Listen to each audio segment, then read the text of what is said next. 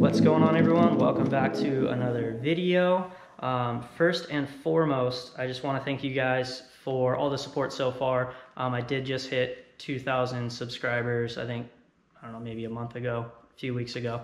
So if that was one of you guys, thank you so much for subscribing. If you guys are new to the channel, please click that subscribe button. I am looking forward to bringing you guys more content and getting better with my videography and editing, looking at getting a drone, all that fun stuff.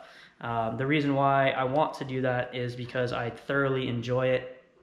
And personally, just thinking back growing up, I loved watching fishing on TV, and you know, the Hank Parker, Bill Dance, Jimmy Houston, Roland Martin, all that stuff. Love waking up, watching that on TV, and it's just crazy what YouTube has available for all the anglers out there, whether you're a younger angler just getting into it or someone who's been doing it for years. There's so much out there for you to watch and learn and just grow the sport as a whole. So for me personally, it's definitely kind of inspired me to continue to do this, even though, you know, I got a job outside of this. It takes time to edit and film, and it does take away from, I guess, the angling experience to worry about the cameras and the batteries and doing all this stuff instead of just catching the fish. So I hope you guys appreciate the effort going into this, and I hope you enjoy it going forward. But yeah, current state of the fishery here in Southern California, as you can tell, I'm wearing a jacket, got jeans on for the first time, and it's getting cold, getting windy, and it's raining right now. So yeah, that offshore stuff is definitely winding down. There are still some tuna out at the outer islands, some yellowtail to be caught out there as well. Obviously, we still have rockfish and halibut. Lobster season's up and running. But yeah, the Dorado are long gone. They're down below the border. Just any of those pelagic fish are pretty much dried up within range of my boat. So we'll see how the weather kind of plays out. If I do get a good weather window and I can get out to those outer islands, I'd love to go out there and do another camping trip or two before this year, you know, kind of wraps up. But yeah, this video today was from a couple weeks ago, late season frog fishing. I went out there in the flow tube by myself. Just show you guys my frog rod, nothing crazy. Shimano SLX $100 reel, Shimano Polaris, I think it's 80 bucks, and this is the extra heavy with 65-pound braid. So under 200 bucks, you got yourself a solid frog rod, and this one has not let me down yet. Let me show you guys a couple of the frogs I've been using this year and over the last couple of years. Frog fishing for me is definitely something newer. I've only been doing it for the last maybe like 2 or 3 years. And the reason why is, growing up in Southern California, we have a lot of very pressured fisheries. So just looking at these silly, bright orange, bright green, floating, ugly things, I didn't think the fish would actually eat it, honestly. So it's just like growing up, I fished swim baits, finesse stuff, jigs, Senkos, like super slow type of baits. Never really got into any of the frog fishing until recently, and I regret it. It's definitely a very, very fun bite. Very exciting to be able to lay into a fish with those big hooks on 65-pound braid and just pull them out of the cover. And you also get very exciting blow-ups and stuff like that. So definitely not a numbers technique. It's for me personally, it's just when I feel like throwing the frog, I take the frog rod and that's it. I just want to see those blow-ups and just fish that way. That's just me, I guess, as a fisherman in general too. When it comes to bass fishing, I just want to catch a fish on a certain way most of the time. And frog fishing is definitely one of my top 3 favorites. But yeah, right off the bat, this one's been my favorite, as you can tell in the box here. As you can tell in the box here, I have tons of these ones. A lot of them are blown out. Hooks are doled out from getting stuck in the trees. We do have a lot of trees here, so as soon as those hooks get doled out or the belly blows out, and I have to super glue it, it starts taking on water. Let me find one for you here that's like this one. as soon as it starts taking on too much water, I just retire them. I mean, I think they're 10 bucks, so whatever. But for whatever reason, this one here, this color gets bit for me. I think it's because we have a lot of dragonflies that our fish in this lake eat. And they see this bright orange flying over their head, and a lot of the bites come as soon as that bait hits the water, and it either right when it hits the water or the first couple of twitches afterwards. So that color's a confidence color for me, and that's the River to Sea Bullywah 2. I have been kind of experimenting with this, I think it's called this, the Spit and Wah River to Sea. I've had a couple of good days on it, but this one is not great.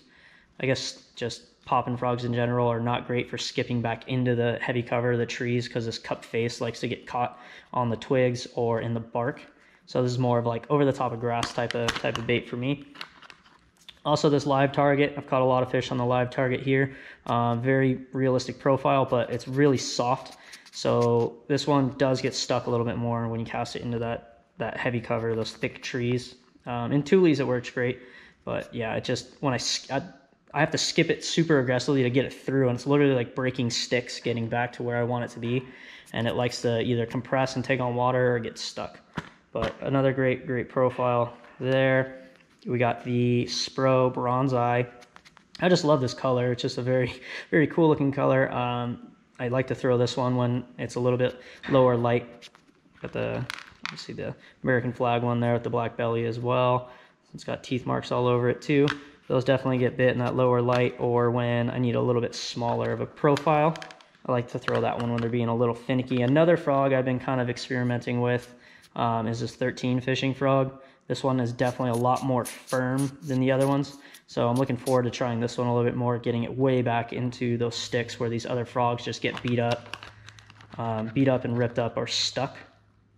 This one just has a little bit slimmer of a profile, thicker plastic, and if you look, those hooks are a little closer together. I imagine the hook up to land ratio is going to be a little worse on this one, but only time will tell. We'll see how that one goes. And then I just have a couple other random frogs that I haven't really given them enough time. Got some of the white frogs as well, just in case they're chasing shad or bait fish, whatever. But yeah, stay tuned for this one, guys. Frog fishing, super fun. Again, not really a numbers thing in our lakes here, but when you get those bites, they're fun ones, and usually you can get a couple big ones.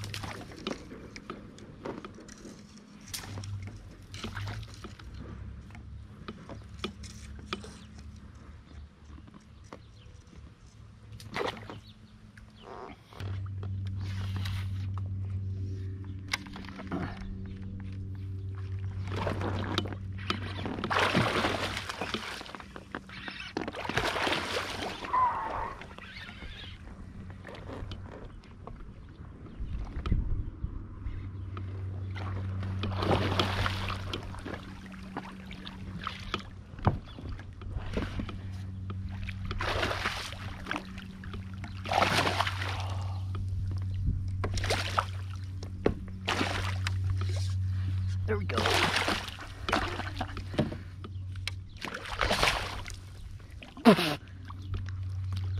Oh my god, thanks, dude. It's getting hot anyways. Whew.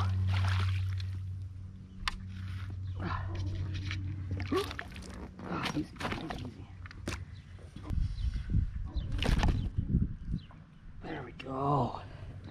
Boom. Nice one. Whew.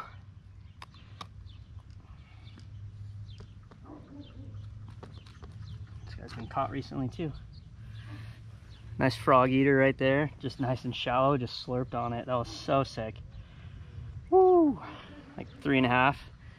Skinny belly. Beautiful fish. All right. Thanks, sweetie. See ya. Let's go.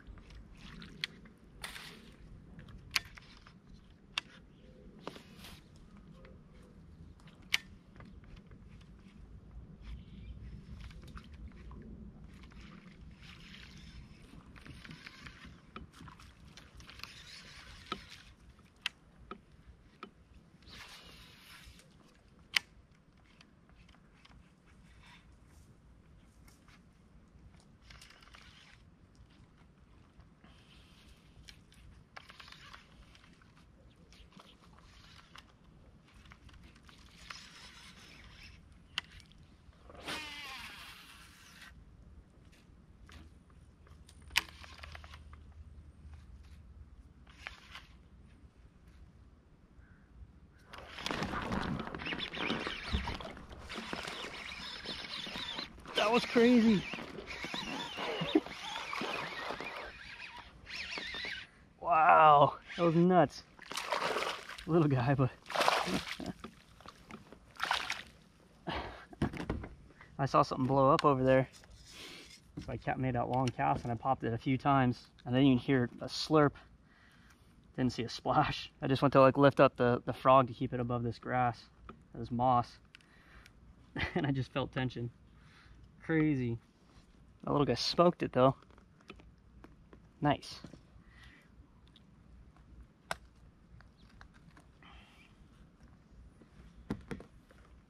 Thanks, buddy.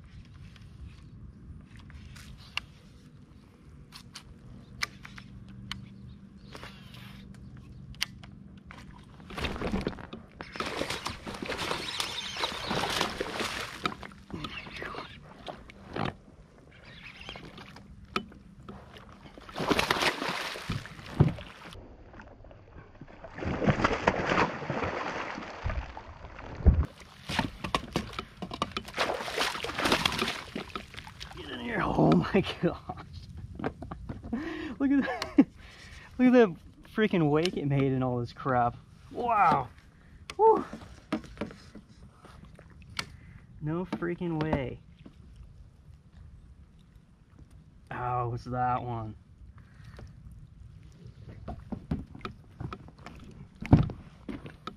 Yeah. Whoa, how is that one? Beautiful fish. Thing smoked it. Thanks, girl. There she goes. Whew. That one was pretty crazy. I didn't think that they'd be back in this gnarly stuff here, but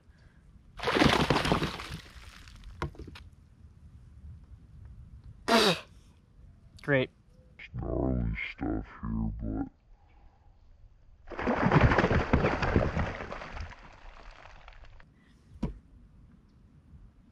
That wasn't very nice of her, was it? God. She had to do one last jump. Gnarly. Anyways, I didn't think they'd be back here in this stuff. Ugh. So I'm going to keep throwing. Just covering water, man. That thing ate it. Just pulling it through over the top. I don't think I've ever gotten a bite like this before. So I'm going to see if there's more back here.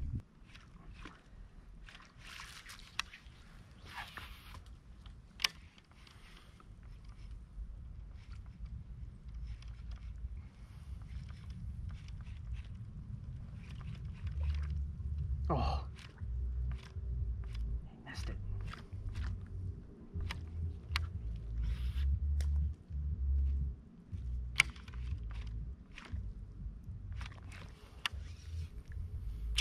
I missed it.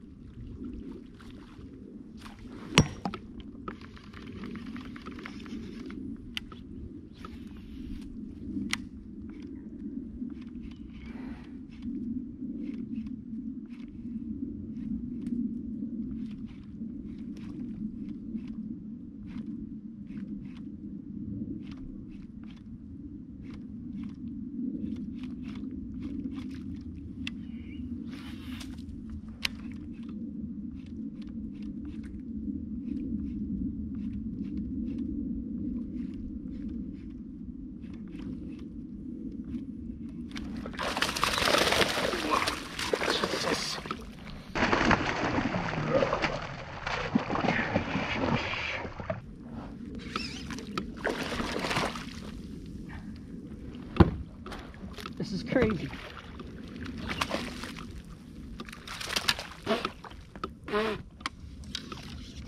Dude. They're just slurping that frog down. How sick is that, guys? Man, and the gnarliest stuff too. I'm just popping it through. You can see all my lines going through here. No way. That frog is so beat up. I didn't even see the blow up on that one either. I just pulled it down and I went to like twitch it again and felt him on there. What a crazy bite. That's so fun. Just don't splash me again. Ugh. It is gross back here though. Good Lord. Alright, I'm just gonna kind of walk you guys through what I'm doing right now. I just came out for, literally I had like an hour and 15 daylight left. And I wanted to come throw the frog. And this portion of the lake has been covered in this stuff, but the wind kind of switched the last few days, so I was like, maybe it'll push that stuff out of where I like to fish. And I fished that spot first and got that one fish, and I was like, I guess I'll come try back here. You never know. I've never caught a frogfish actually walking it on this freaking on this gnarly like moss stuff before. Off of there. And that's why you fish 65-pound braid. But yeah, I have no confidence doing this at all, so I just came back here. I was like, I'm just gonna give it a few minutes, and if I don't get bit, I'm just gonna go home, type of thing. And then sure enough, I just started freaking getting bites. Decided to stick it out. So yeah, this is definitely a new pattern that I've just, I guess, found. Oh my god. Oh my god.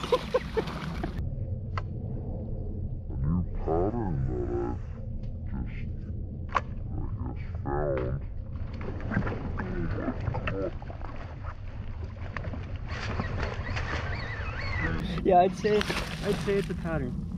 Oh my gosh. I guess the one bad thing is bringing them in green like this with that heavy braid and all this moss. When they kick their tail, that stuff splashes you in the face and it's kind of gnarly. Nice, man, they're freaking stacked back here and aggressive.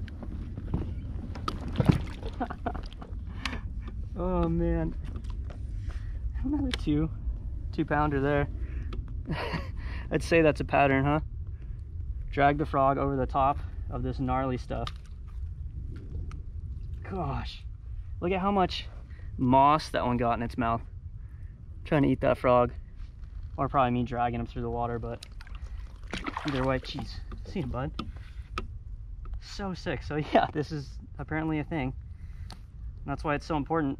I literally almost didn't come out today. I was like, just tired. Had a lot of errands to run today. I went and bought some more lures for bluefin fishing, and sat in traffic forever, and I was like, I guess I'll go for like an hour. Sickest bite of the year so far. So cool.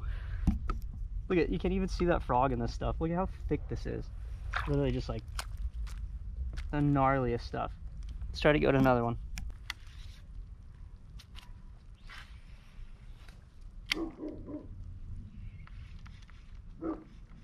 Oh.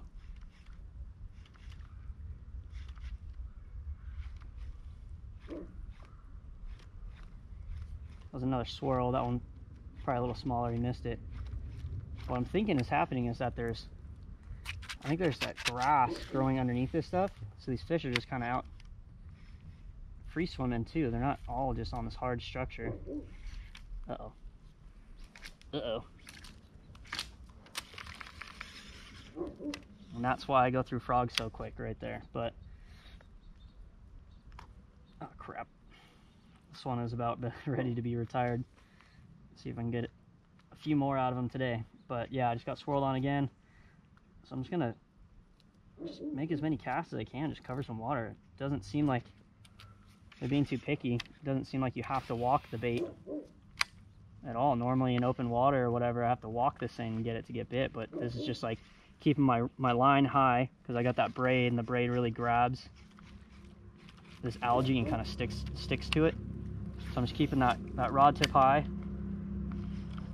trying to keep as much of that line out of the water as I can, and just kind of like walking them around.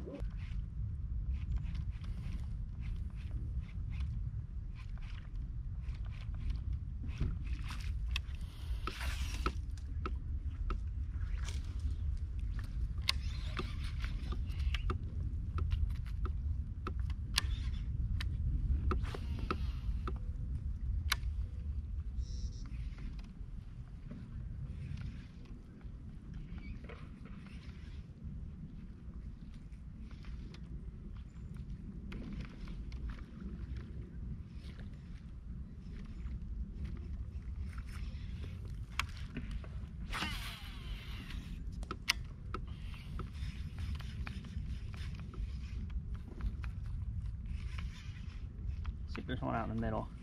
I know there's some grass that grows in back here. Oh, it's our owl bud.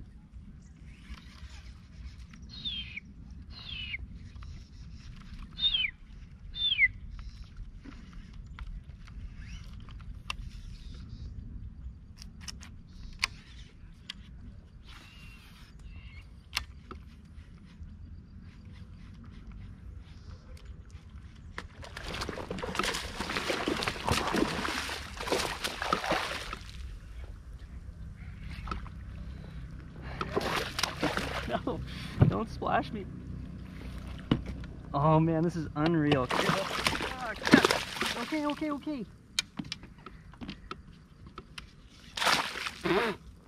They are really trying to get this freaking crap in my eye and my mouth.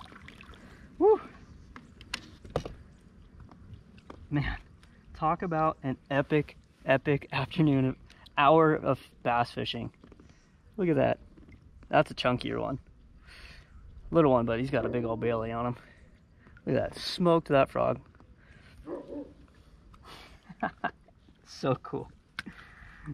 Oh man. Beautiful little guy. Thanks, buddy.